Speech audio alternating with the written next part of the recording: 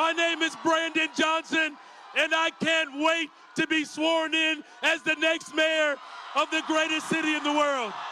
Chicago has decided who will serve as the next mayor of the city. Brandon Johnson earning enough votes to beat out Paul Vallis and stake his claim to the 5th floor of City Hall. Now, despite the stakes of last night's election, a majority of Chicagoans did not vote. Joining us now to break down the numbers is Max Bever from the Chicago Board of Elections. Max, thanks for joining us. Can you give us a quick breakdown of voter turnout yesterday and how it compares to past elections? Of course. Thank you for the invite. So this April 4th election was pretty similar to the February 28th election in many ways, but we did see an improved turnout, and including on Election Day. We did worry that storms were going to drive people away or just have a lower turnout on Election Day as general, like we just saw on February 28th. But we did see more people showing up at a surge at the end. One of the more interesting things to see was that there was a bit of a flip from February 28th to April in the age group turnout. On February 28th, voters 55 and up were driving a lot more of those votes. This time around, it was voters 55 and under.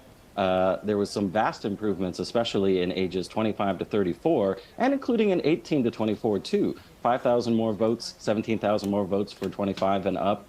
This might not be huge, dramatic increases, but it does make a lot of difference in an overall lower voter turnout like the municipal election. It really does, Max. Yeah, I know a lot of people that raised their eyebrows a bit. I wanted to ask if there was anything else in the numbers that stood out for you, or any voting in specific areas where you saw more turnout, specific neighborhoods in the city. We saw pretty similar turnout to what we saw last time. There was a lot of early voting in our northwest and our southwest side wards, but the north lakefront really turned out last night. Some of that's not a surprise. The 48th ward, the 46th ward did have competitive aldermanic races, but the 47th ward really turned out too. It's clear that people were taking advantage of early voting more than ever. This is an abbreviated season. We only had 2 weeks of early voting, but we broke some records heading into Election Day, especially with casting over 30,000 votes just on Monday leading into Election Day. That was a record for a municipal election. But we did see more people turn out last night. At this point, when we're talking about a few percentage point difference between 35 or 38, it's still an overall low turnout. And we'd always like to see that be improved for the future. Max Bever from the Chicago Board of Elections, thanks so much for joining us. Good to see you. Thank you very much.